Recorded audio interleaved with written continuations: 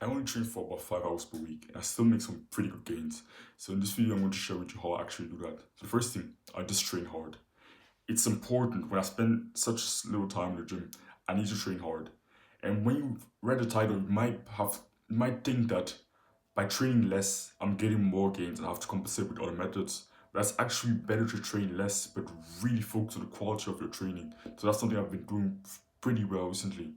I don't spend really long in the gym. I'm often I go to the gym very very early, and I'm often one of the first people to leave. Like I go to the gym when it first opens, and I'm often the first or one of the five first people that leave on most days, and I'm still one of the most jacked there. So training less doesn't necessarily mean you get more gains. If you really focus on the quality and the intensity of your training, it's still pretty much the best way to do it. I used to think when I was younger that the bodybuilders that you know, the really famous bodybuilders, that they're all trained for like kind of 20 hours per week or something like that. That's not the case, especially recently.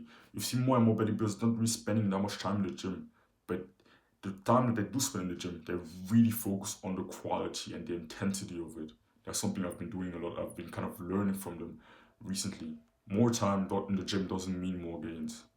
It's really more about the quality, the intensity, and kind of the smartness, you could say, of your training.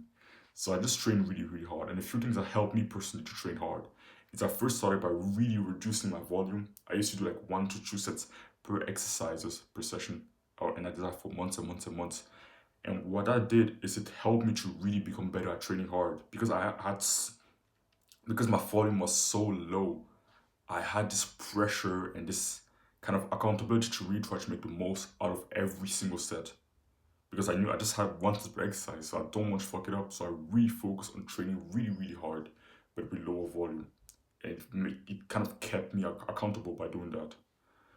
And another thing that really helped me is just watching other people, more advanced people, more intelligent people train and seeing the intensity that they put into each set, see how painful it actually looked when they came closer to failure. And I kind of thought to myself, okay, my sets don't really look like that. I don't look like I'm really pushing that hard. So that really helped me to kind of realize, okay, the last few reps, when I'm performing a certain set that I'm kind of aim to do to take to failure, the last few reps don't really look that slow and they don't really look that painful. So I'm probably not training hard enough. So I need to train harder. So those two things really, really help me personally. So reducing the volume and then watching other people train hard. And then the second thing, resting just as long as I need to. In the past, I used to have this weird rule that I wouldn't rest less than 3 minutes per between sets. And when I look back, it doesn't really make sense. I think there are a few studies that came out that say that the best kind of range to rest between sets is between 1.5 or 1 minute, between 1 and 2 minutes per per set. And right now, I'm not necessarily tracking my rest time between sets. I used to do that, but I just make sure I just feel ready to go back in. I just make sure that I don't really feel the muscle burning too much, and it automatically made me rest a lot less than I used to in the past. I told you that in the past I used to do like 2 sets per exercises. Now I'm doing a lot more than that. I'm not only doing 2 sets per exercises. On certain exercises, I still do just 2 sets, but I also have exercises where I do like 3 sets, 4 sets, 5 sets. So now I'm doing between 12 and 20 sets per session. Somehow, my sessions still take pretty much as long as they did used to take me to perform. And the reason why is I just simply don't track my rest times anymore. And automatically, it makes you rest a lot less in general. And I still perform really well. I'm still able to progress. I used to think that I need to be super, super ready and I need to feel super fresh to be able to go back and perform another set.